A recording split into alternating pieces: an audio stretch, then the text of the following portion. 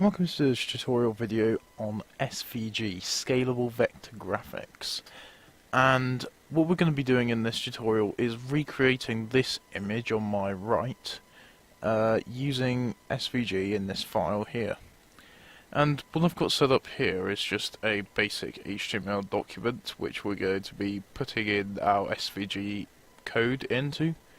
And all we need to do now is just get started. We've got everything set up here, just a blank HTML document. I've just added a title there, and I'm going to be writing the SVG inside the body tags.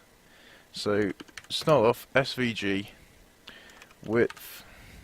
So let's say I want to make my image, this image is 600 wide, so I'm going to put 600 for the width, and height is 600 as well because it's a square. Okay, so we also need some closing tags, so we keep going. So we want about that much space to write out SVG, so just make it in line there, and we're just going to write out code for the image inside these SVG tags, and you specify the width and height of the image inside the first one, like so. Okay, so for this one I'm just going to be introducing you to the basic rectangle shape, which will allow me to completely construct this image over here just out of rectangles. So I've got 6 rectangles in total in this image, one for the blue background, and then 5 overlaid on top for the green squares in the middle. So to start off with, I'm going to type rect like that, and that's going to specify that I want to create a rectangle. Now in SVG you specify the coordinates of where you want your shape to start using X, Y, and I'll just put Y in here, and it starts from the top left hand corner, so 0, 0 is at this top left hand corner here, and then it works its way down, increasing Y values there, and across, increasing X values. So to start off with, I'm going to do the background, so I want the background to be the whole width of the image, so, and the whole height of the image, which is 600 by 600. So, but I want to specify first where it's going to start. So I'm going to put 0 in here because I want to start it at 0, 0, and I'm going to put 0 as in my Y coordinate as well. So for the width, I've just said it's going to be 600 by 600, so I'm going to add in 600 here, and the height I'm going to add in another 600 there.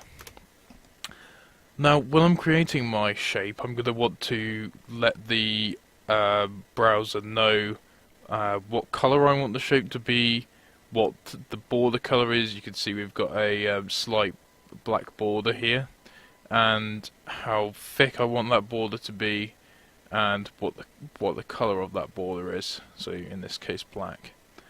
So for this I just type style, so style like that, and equals, and then to start off with I'm going to put fill because that specifies the colour I want my shape to be. So I'm going to put fill blue, which is what I've got in there, and a colon to specify that that's the end of that particular parameter. And then next I'm going to specify the width of the border. We call it a stroke, so stroke width like that, and that's going to be equal to 3. Okay, now we just need to add in the colour of the stroke. So the colour is going to be black. So stroke black. And I'm just going to leave that one there. I'm going to copy the other one for the other 5 squares so that I could just paste that in quickly and it doesn't take too long after you've seen it once. So next I'm going to do one of the green squares. So let's start with the one that's in the top left. So I'm going to type rect again. And x is again going to be 0, 0 because it's starting from the top left. Y is going to equal 0 as well. So width is going to be... Now I want these to be a third of the width of my larger square. So I'm going to have the width to be 200 and the height also to be 200. Okay. So the style of this one is going to be much the same, except I'm going to change the fill to green. So fill is going to be green, and then stroke width is going to be 3 again, and stroke is going to be black.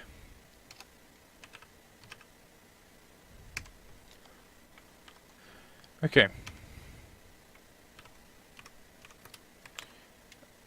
Now I'm going to go on to my next rectangle, and let's say I want to do perhaps the one that's directly below that, so we're going to go for the bottom left hand corner. So my x value for that is going to again be 0 because the starting point right here has not changed from the original starting point of the other rectangle that we just did on the x-axis, but on the y-axis it's moved down by 400 because that's 2/3 of the height of the larger rectangle. So the width and height are going to be the same as the last one that we did, so 200, and height is going to be 200, and then the style is going to be exactly the same as what we had for the last one. Okay, now let's pick, say, the middle one. My x value is going to be 200 as it's gone 1/3 of the way in on the x-axis. And my y value is again going to be 200 because it's gone 1/3 down, so it meets at that point there. So y equals 200 there.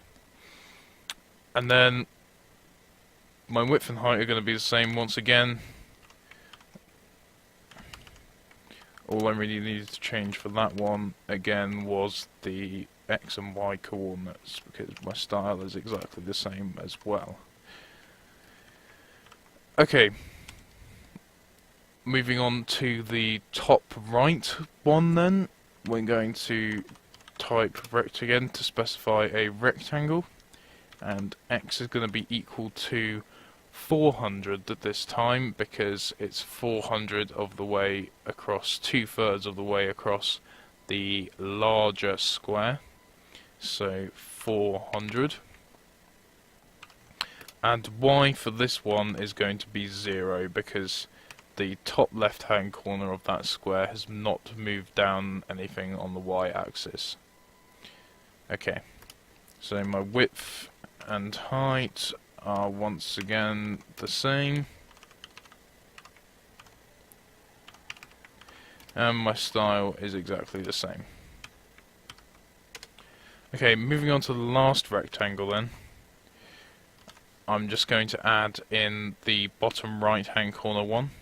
So x is going to be equal to 400 again this time, because at the point at the top left of this square is exactly the same position on the x-axis as the previous square. So 400. My y coordinate is going to be 400 as well this time, because I've moved 400 down on the y, the same as this square. And my width and height will be the same,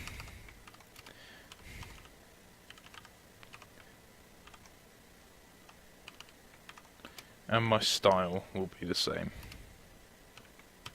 Okay, so that's how you recreate that image in scalable vector graphics. So SVG, just to recap, is a mathematical way of creating images by specifying things like X and Y coordinates and creating, for example, in another video tutorial I'm going to be creating circles, so we do that by specifying the radius and things like that. And we can just put this SVG code into an HTML file and run it in a browser. Okay, thank you for watching.